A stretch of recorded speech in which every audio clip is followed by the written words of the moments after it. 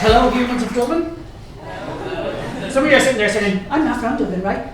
We're in Dublin now, so hello, Humans of Dublin. We are Humans of Dublin. Peter was Humans of Dublin first.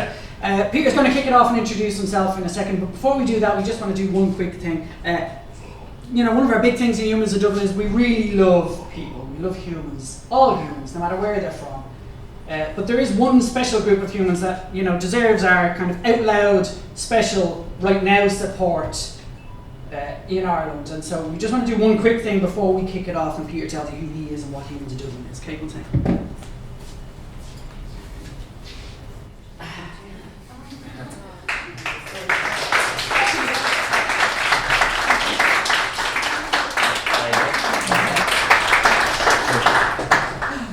So Peter, yeah, I think this is really important, and I saw a girl already who was wearing the same one, so well done for you as well. Okay, so I don't usually give speeches, so if I get too nervous, I will go out on that door, so don't be surprised on that.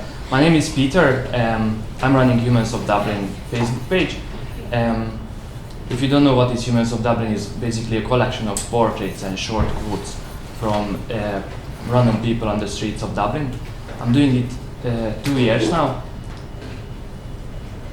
It started out that I decided that I don't want to make coffees anymore. I was working in a coffee shop and I wanted to be a photographer, so I decided that I'm going to buy a camera, and I started a photography course.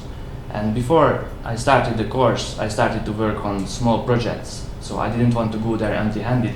And at the same time, my girlfriend introduced me to Humans of New York, and I thought that it would be awesome to bring it to Dublin as well.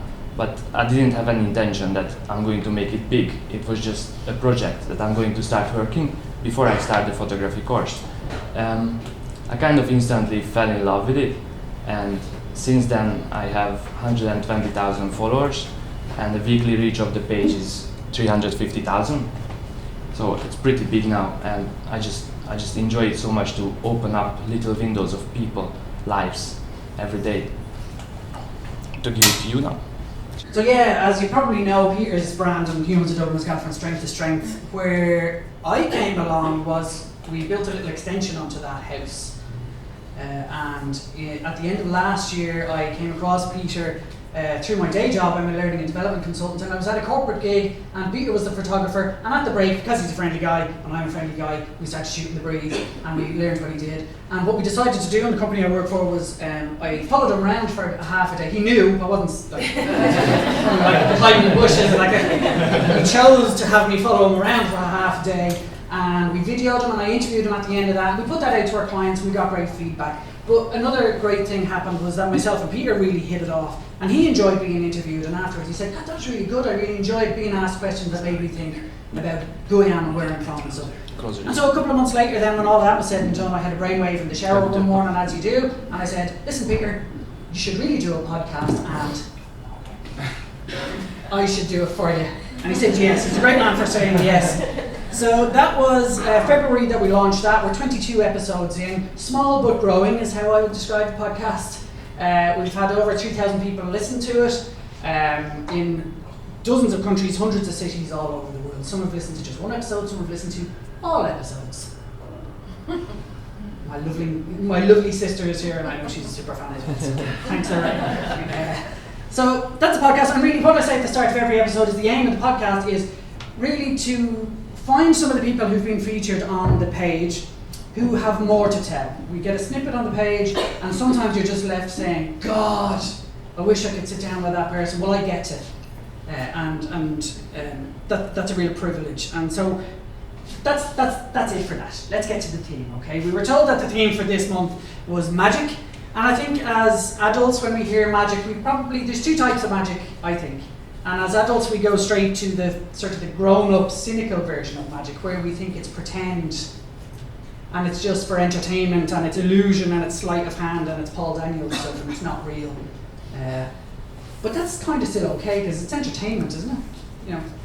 Now there are websites and Facebook pages out there that kind of use a formula to tap into people's emotions and get clickbait and things like that. soldier returns from war and you won't believe the reaction his deaf dog has, your heart will melt, you know. So there's stuff like that where, you know, it feels emotional and it feels human, but it's following a formula, and that's still kind of nice, but it doesn't last and it doesn't really change you as a consumer of that. So for us, we were happy to see the theme was magic because we actually get to experience, you know, a very real kind of magic. And it's not that we're magicians, it's that what we do exposes us to the real magic. And in our mind, real magic does three things. It either makes something disappear, or it creates something that wasn't there in the first place, or it takes something that was there and it transforms it into something else. Okay, oh, damn you, Mac ruined my beautiful. All the graphic designers in the room are going, no, you got the transparency wrong. That was perfect when I gave that to Brian. Stupid Mac. And also the magic for me is actually that a single project was able to give me so much power. Like, I'm still the guy who was making coffee, but I was able to in 2 years' time create this huge following and transform me from a guy who's making coffee to be an author in this month. I'm going to publish my first book, the Humans of Dublin, first book, and it was able to make me connect to so many people and open so many stories and make so many connections for me that I'm able to stand in here talking to you guys now. So I think this is magic as well, isn't it? Like everyday magic. You just have to work hard. If you believe in yourself and you believe in a project that you work on, you can really go really, really far with that. Yeah, so there's no doubt both Peter and I have been lucky to be transformed, and I suppose under the three headings, you know, we certainly feel that what we get to do is magic, because, you know, if we take the disappear heading, what do we make disappear with Humans of Dublin? Well, really, as adults, as grown-ups in the world, we go around with a kind of an invisible bubble that stops us connecting with people, whether you're sitting beside someone in the doctor's office or on the bus or at a CreativeMornings event or something like that. We've got this kind of resistance to making a connection often, unless you're really friendly and extrovert. So our own shyness or our own fear or our own biases or whatever are kind of stopping us making that human connection. And we're really lucky that that's what we make disappear, or that's what disappears in front of our eyes. That barrier drops, it melts away. And at the end of the talk here this morning, we'll kind of explain how that happens, and we'll maybe let you behind the curtain a little bit and help you to experience that a bit when you leave here today. So if we're making anything disappear through what we do, it's that barrier that stops us connecting with each other. And in terms of creating something from nothing, well, what we really managed to create is a very strong bond. You know, people open themselves up to us.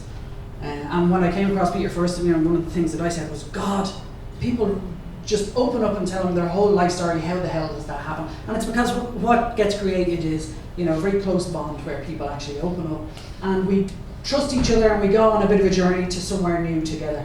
And that results in us, you know, both us and the guest or the person who's being featured being transformed. We're different when we walk away after talking to somebody on the podcast or featuring somebody on the page. And what we're hoping to do through the page and through the podcast is to actually transform the people who are listening and watching, so that you're a bit different and you're viewing the world differently and you're making more meaningful connections with the people around you, I suppose. So what we thought would be nice, given that this is a creative room, I'm going to hand back over to Peter, and he's going to show you a sneak preview of a few pages from the book that's coming up next, so he can tell you about the pictures that he has here. Yeah, so the interesting thing is about how Humans of Dublin changed me. It's changed me two ways. One of them is my personality. People say that, like, your personality is changing like every 5 years. But since I'm working on this project, my girlfriend is saying that my personality changed about 5 times in the past 2 years. Because whenever I interview people, I always get the most important things out of their lives, with the directed questions and everything. So it's like you don't always get a chance to talk to people like older generations, like grandfathers and grandmothers, to tell you lots of stories. But I'm out on the street interviewing people every single day, so I get lots of knowledge from them.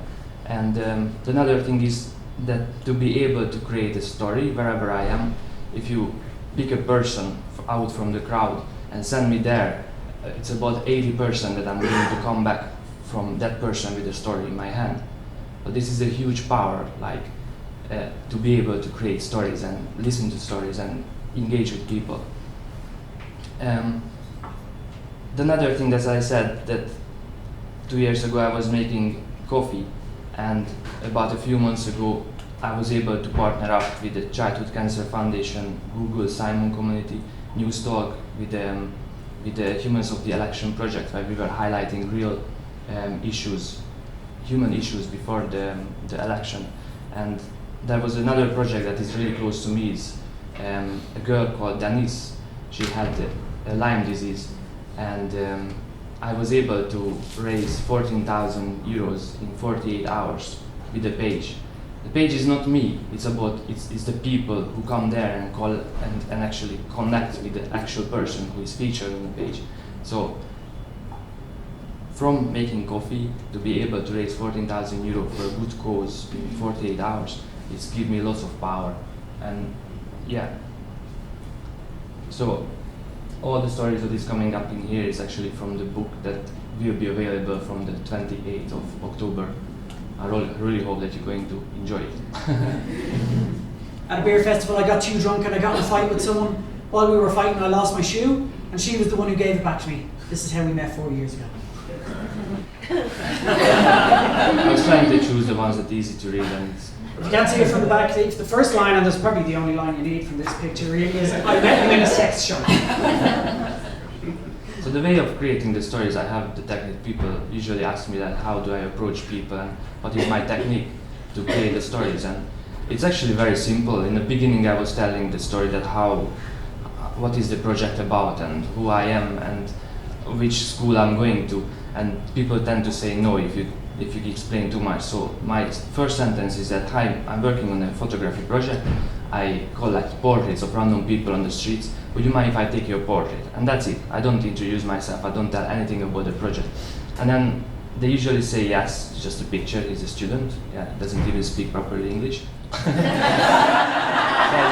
I just make a picture of them. And because I have their picture, I can continue that. I actually have to connect a few sentences for each portrait. So would you mind if I ask you 1 or 2 questions? If you don't like the questions, you don't need to answer. I can always give you another one. And there is a closed circle, so they're going to talk to me. So, and then I just start asking very simple questions. For example, what is the greatest struggle of your life? Or if you remember the happiest memories in your life. And then based on their answers, I create the next question. So I never have a set of questions. I have starter questions, but I never have a set of questions that I'm going through. It's basically not an interview. I like to call it as a conversation rather than an interview. And people just open up. It's just so easy. Maybe because of my smile. You probably can't see this one, but it's well worth including, I think. You can see this guy is striking a pose here, and Peter asked the lady here, what do you love most about him? And she said, he's different from everybody else, very unique. Oh, can you tell me why? Like, he's wearing my jeans right now.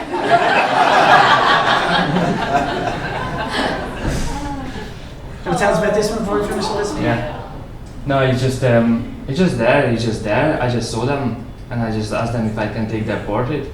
They told me that today is a princess and granddaughter. I don't know if you can see that the way she's holding his hand. This is the first page of the book, and the last page is when they're walking away.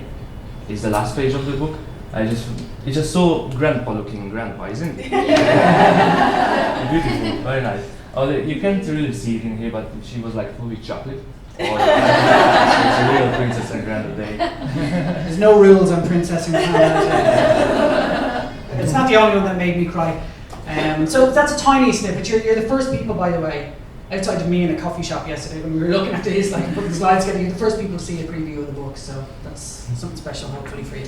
And so that's the page, a little bit in a nutshell. I'm not going to spend too long talking about the podcast, except to say that actually, in a way, I kind of feel even a little bit more lucky and more privileged than Peter. I said earlier, Peter gets people to open up and they tell them, you know, their whole lives, and he gave you some of the questions that he asked. Well, I get to ask loads of questions.